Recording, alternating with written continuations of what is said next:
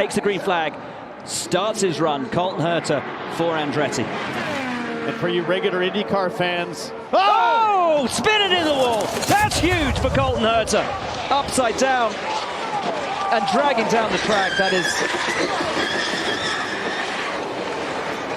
That's a big impact.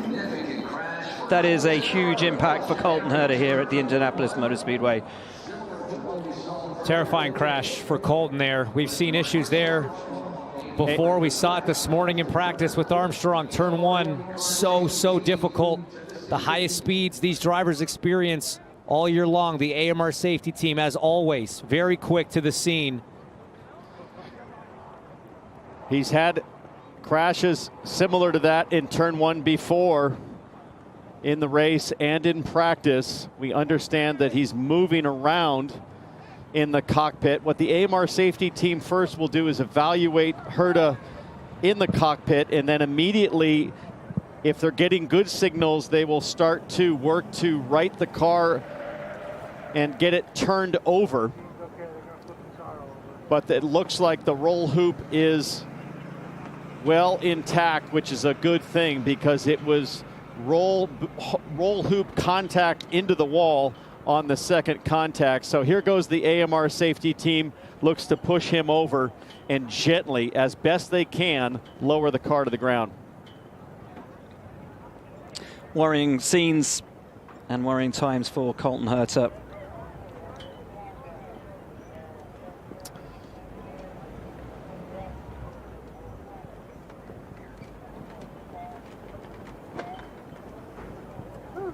Never ceases to amaze me how well built these Dallara chassis are. All the advancements we've seen in IndyCar safety over the last 20, 30 years, not just with the cars, with the tracks themselves, the safer barrier doing its job. And of course, we have the best safety team in motorsports with the AMR safety team that follows the IndyCar series around to every race, not just here at Indianapolis. Well, Hinch, you know that better than anybody, and it always surprises and impresses me how fast they are on the scene. And they've been busy today, guys, as they tend to Colton Herta. You can also see the quick drive from Marcus Armstrong's crash still on the track this morning. That material used, much like kitty litter, to absorb the fluids as Colton Herta climbs out with assistance and takes a seat. And a big round of applause from the crowd here. And good to see him able to get himself out pretty much by himself. A little bit of help from the team there, but up and walking away. Never ceases to amaze me. The strength and the protection that these Dallara chassis provide. He just a little hobble away, and that is a big impact for Colton Herta. And a big conversation now as he goes, just like Armstrong, will go to the infield care center to be evaluated. But great to see him climb in to the safety car on his own. Let's watch.